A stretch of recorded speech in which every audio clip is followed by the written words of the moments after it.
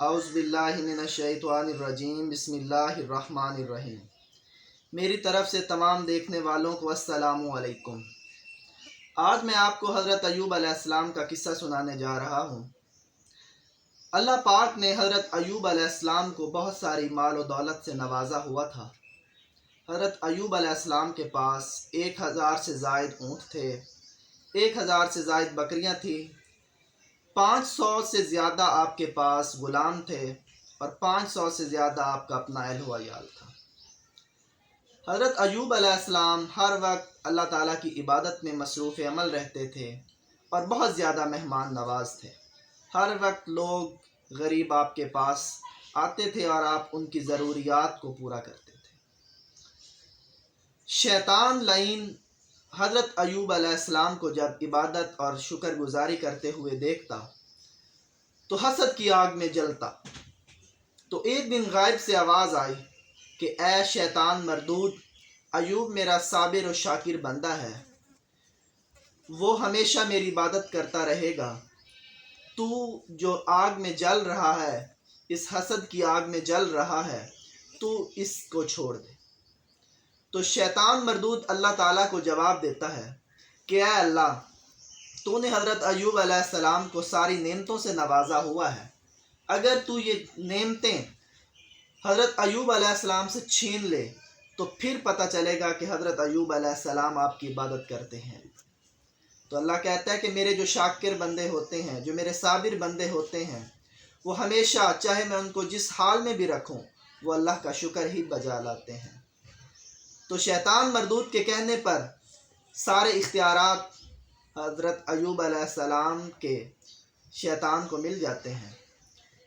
تو کیا ہوتا ہے کہ شیطان مردود اپنے چیلوں کو اکٹھا کرتا ہے اور ایک دن تمام آپ کا جو مال ہوتا ہے، وہ جب دریا پر پانی پینے کے لیے جاتے ہیں تو شیطان ان سب کو دریا میں ڈبو دیتا ہے، اور پھر انسانی شکل میں حضرت ایوب علیہ السلام کے پاس آتا ہے اور کہتا ہے کہ تمہارا جو سارا مال و دولت تھی وہ تو سمندر میں ڈوب گئی ہے، دریا میں ڈوب گئی ہے۔ تو آپ پھر بھی اللہ کا شکر ادا کرتے ہیں کہ دیا بھی اللہ نے تھا اور لے بھی اللہ نے ہی لیا ہے، تو میں اس پر بھی اللہ کا شکر ادا کرتا ہوں۔ اس کے بعد آپ کے پاس جتنا اناج ہوتا ہے سب کو آگ لگا دیتا ہے شیطان، اور آپ کے بیٹے اور آپ کی بیٹیاں جو کہ ایک کمرے کے اندر تعلیم حاصل کر رہے ہوتے ہیں، وہ کمرے کی چھت گرا کر تو کیا کرتا ہے کہ آپ حضرت ایوب علیہ السلام کی تمام اولاد کو بھی قتل کر ڈالتے ہیں۔ اس کے باوجود بھی حضرت ایوب علیہ السلام اللہ کا شکر ہی ادا کرتے ہیں۔ حضرت ایوب علیہ السلام کے جسم میں اب کیا ہوتا ہے کہ شیطان حضرت ایوب علیہ السلام کے جسم پر حملہ کرتا ہے۔ حضرت ایوب علیہ السلام کا سارا جسم پھٹتا ہے اور آپ کے جسم کے اندر کیڑے پڑ جاتے ہیں، بہت زیادہ تکلیف ہوتی ہے۔ حضرت ایوب علیہ السلام پھر بھی اللہ کا شکر ہی ادا کرتے ہیں۔ کیا ہوتا ہے کہ آپ کے جسم سے بدبو آنا شروع ہو جاتی ہے اور آپ کے جتنے بھی رشتہ دار ہوتے ہیں آپ کو چھوڑ کر آپ کو کہتے ہیں کہ یہ بستی چھوڑ کر آپ چلے جائیں۔ تو حضرت ایوب علیہ السلام کی ایک اہلیہ ہوتی ہیں جو کہ آپ کا ساتھ دیتی ہیں اور آپ کو اس بستی سے لے کر ایک جنگل میں چلی جاتی ہیں۔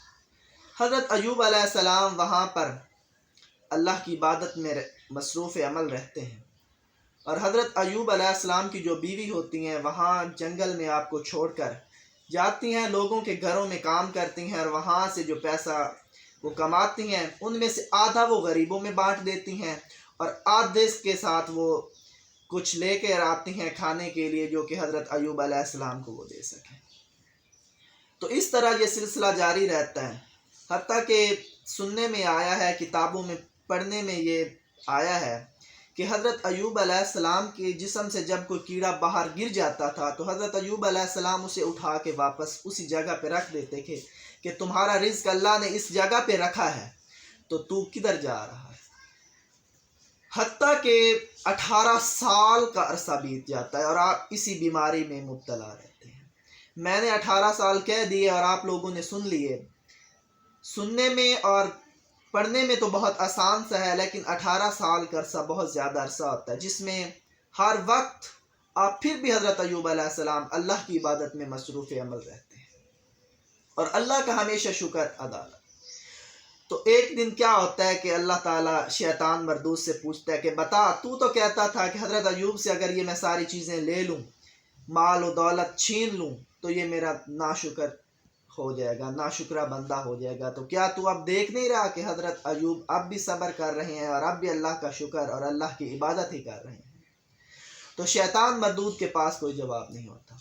18 साल के बाद अल्लाह ताला क्या करता है कि हज़रत जिब्राईल अलैहिस्सलाम को भेजता है इंसानी शक्ल में। वो हज़रत अय्यूब अलैहिस्सलाम के पास आते हैं और उनको कहते हैं कि अल्लाह ने आपका जो इम्तिहान था वो ख़त्म कर दिया है, अब आप यहाँ पर पाँव मारें, यहाँ से एक चश्मा फूटेगा और उसमें आप नहा लें और उस पानी को पी भी लें।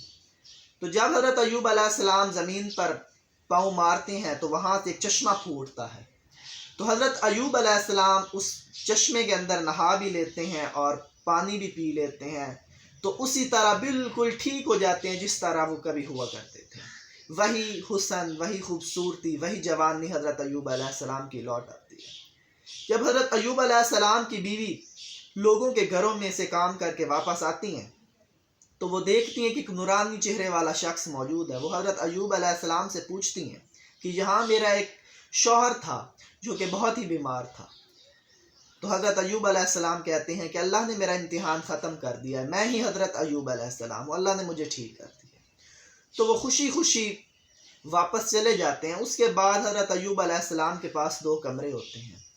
तो अल्लाह ताला अपने फ़ज़ल व करम से उनके अंदर सिक्कों की बारिश करता है, सोने के सिक्कों की बारिश। बहुत ज़्यादा माल व दौलत आपके पास दोबारा से आ जाता है।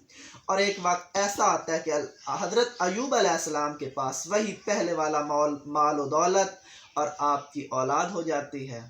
उम्मीद करता हूँ कि आपको हज़रत अय्यूब अलैहिस्सलाम का ये वाक़या बहुत ही ज़्यादा पसंद आया होगा। बहुत ज़्यादा शुक्रिया आप लोगों का।